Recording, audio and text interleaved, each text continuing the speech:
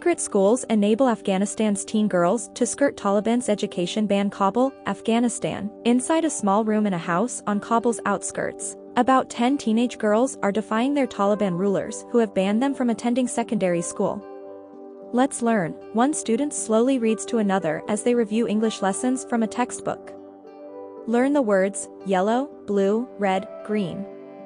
The girls attend a secret school run by a young woman barely older than her students, 21-year-old Nazanin, whose lavender headscarf matched her nail polish on the day we visited. When the Taliban said girls can't go to secondary school anymore, I thought to myself, what can I do? She tells NPR. How can I raise the morale of the girls around me? She and the young students requested they only be referred to by their first names, to avoid being identified by Taliban officials. It's been nearly a year since the Taliban seized power and stopped some 850,000 Afghan girls from attending secondary school, according to UNICEF figures. The regime had promised to allow girls to return on March 23. But it appears a minority of senior hardliners had a change of heart. Teenage girls arrived to their old classrooms only to be sent home again, many in tears. The Taliban have been pressured to reverse their decision by the international community, Afghan women, girls, even prominent Afghan clerics known for their loyalty to the Taliban. An education ministry spokesman tells NPR they're ready to open those schools whenever their leadership says they can. But hopes are slim. At a nationwide conference of Taliban loyalist clerics and traders that took place from June 30 to July 2, local media reported that girls' education was only mentioned by 2 of the 3,000 male attendees. The communique issued at the gathering's end called on the international community to recognize the Taliban administration, but contained only a vague reference to education. Many Afghan girls aren't waiting for the Taliban government to change their minds. Nor are their teachers. In Kabul, the rural province of Parwan and the western city of Herat alike, women are running secret schools like Nazanin's. They're also finding loopholes around the Taliban's ban on girls attending secondary education by operating girls' madrasas, religious schools, or tutoring centers that essentially replicate high school courses. The fact that people have found all of these different ways to try to work around the Taliban ban is an indication of how desperately people want education for themselves, for their daughters, for the girls and their families, says Heather Barr, who for Human Rights Watch closely tracks violations against women and girls in Afghanistan. While some governments may let poor girls fall through the cracks of the school system or have educational or general policies that discriminate against girls, only Afghanistan has banned girls' secondary education outright, she says. The Taliban should be deeply ashamed that they've made Afghanistan the only country in the world that's denying girls access to education based on their gender. After the Taliban reneged on their promise to let girls return to secondary school in late March, Nazanin decided to open her small school. Those close to her pitched in. She described her thinking at the time, if we follow the Taliban, we just stay home. No. We have to do something. Her family helped transform a spare room in their house and painted it a warm yellow. Her grandmother donated a rug. Friends handed over books. Nazanin G teaches grades 7 and 8 as well as art. Her cousin teaches the older grades. A friend handles the English class. Word of mouth has filtered across the alleyways in Nazanin's hardscrabble, working class area. Her class is filled with students like 14-year-old Layla. Layla pulls out a black pen from her Barbie-themed pencil case, opens her notebook and hunches over the low table she shares with the other girls. She copies English sentences off the whiteboard. She is pretty, she whispers as she writes. Our classroom is hot. The Taliban's ban is just the latest barrier to Layla's education. During the pandemic, Layla missed a year of schooling. Last year, after she returned, tragedy struck. Militants targeted teenage girls at her school, Syed al-Shuhada, as they were streaming out of the gate, detonating a vehicle rigged with explosives that killed more than 80. Layla was still inside her school when the attack occurred, but she lost many of her friends. And yet she returned 3 days later, expecting to resume studies. The school hadn't even reopened.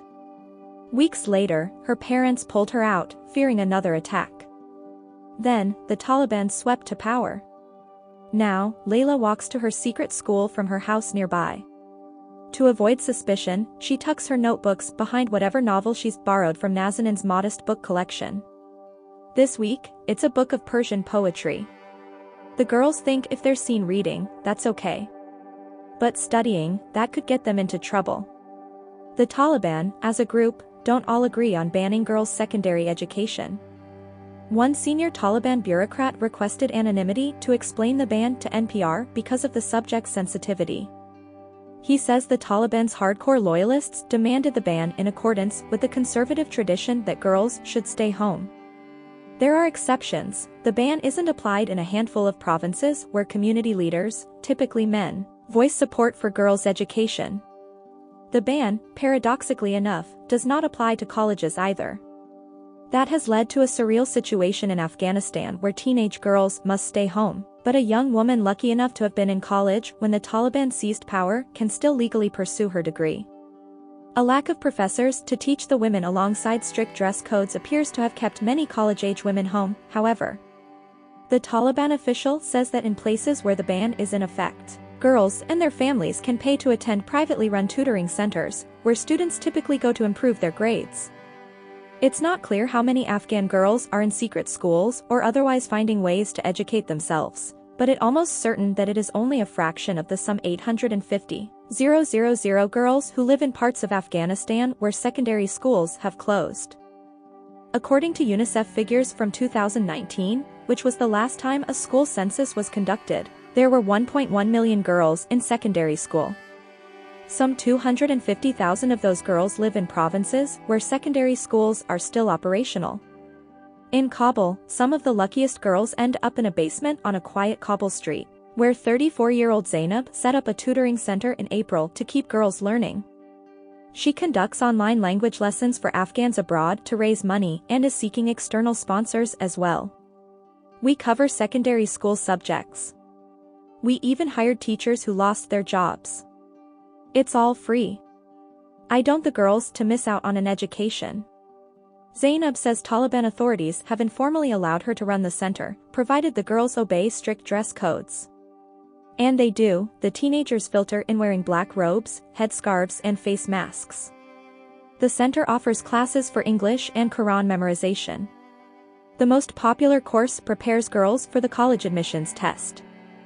It's unclear, however, if the Taliban will allow new female college entrants. One top-achieving student at Zainab's center, 17-year-old Sahar, says her current situation is not like school. She's meant to be in grade 11. She goes to 3 different tutoring centers to round out her education. She leaves home at 6 a.m. each morning and races between classes. She worries her bag, filled with books, might attract hostility. I get really scared when the Taliban guys see me. I change my routes, she says.